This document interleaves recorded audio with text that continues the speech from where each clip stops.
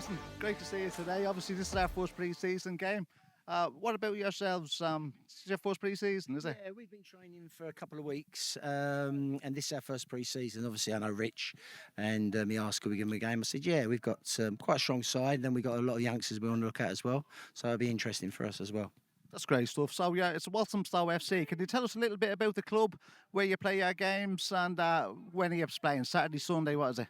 No, we play Saturdays. We're step 4. It's been sort of newly formed the last 3 years as Walthamstow. Before that, it was Waltham Forest and then Leighton Pennant. But yeah, I took over last October. We were in a poor position at the time when I took over, but we ended up pretty well. Ended up 3rd in the league, got in the playoffs. Unfortunately, we lost in the playoffs. But the guy who owns it, he's got ambitions to go as high as he can. Obviously, try and win the league this year and again the next year. So pressure's on a little bit, but that's what we strive for. Lovely stuff. Right, so just looking there today, it looks like you've got 2 teams here today. If there's any players here we need to look out for, anyone you're expecting a lot from today? Yeah, we got some very good players. Yeah, we've got our right wing is very good, Damar Akinidi, excellent player. He's had a lot of offers from higher teams, but staying here. We're defensively strong. He's got a boy named Jay Rolfe just coming.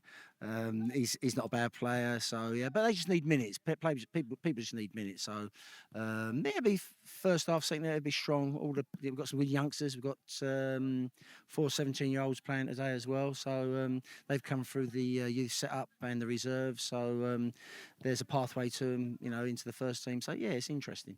Great stuff. Okay, so it sounds like we've got a few players to watch today. Just tell us a little bit about yourself.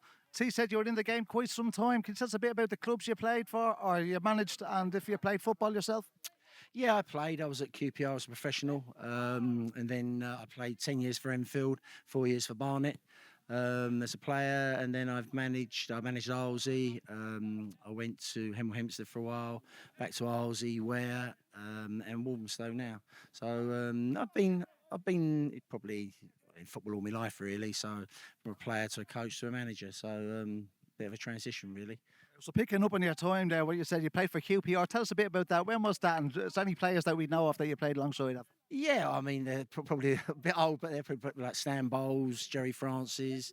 A lot more play for the England team in that level. So, it was great days there. Unfortunately, I was released at 18 by Dave Sexton. So, but now, sort of the money involved in the game now to then is like chalk and cheese, highest pay there was nothing like what it's on now. So the boom obviously came in 1991 when the Sky got involved. But yeah, I've had a good career, very fortunate to played at Wembley a few times, played for my country, England C. So yeah, I'm very fortunate. I play with good players. So I've got no regrets really. Lovely stuff. That's great. So just tell us, I was going to ask you what's your best achievements or what's your proudest moments in football as a player and as a manager? Well, as a player, obviously, playing at Wembley was good in the FA Trophy, 82, 83. Winning the conference 3 or 4 times was a great achievement. Obviously, playing for your country as well. Great achievement. As a manager, I think we've done really well. We've some of the teams have got to second round proper the FA Cup, which was really good at Arlesey. I'm fortunate. I had 4 or 5 players going to the Football League. I had Dave Kitson, Craig McKill-Smith, Shane Blackett, Jack Midson as well. So I've had a few players come through and gone on to quite a high standard. So that's good. But yeah, obviously I'm with Walthamstow now. We want to achieve as much as we can and see where it ends us up. Okay, so you've been around the game fair to say for a number of decades, really. Some of our players here, the AFC Welwyn lads, we've taken players in from different teams. Have you come across any of the lads playing for ourselves? Yeah, I know 1 or 2 because I was obviously manager at Welwyn Garden City as well. Richard was doing the under-21s there, so there's a few players there. I know Adam who was there, obviously Brandon, so there's 1 or 2 players, decent players as well. But whatever standard you play, whatever level you play, you just want to get in the team and play regularly, and then you can improve your standard and go higher up the league. But yeah, Rich knows the game. I'm sure he'll get a competitive squad together and win the league or compete for the league anyway. It's all about opinions, and I might not think a player's good, someone might think he's good. So it's very different.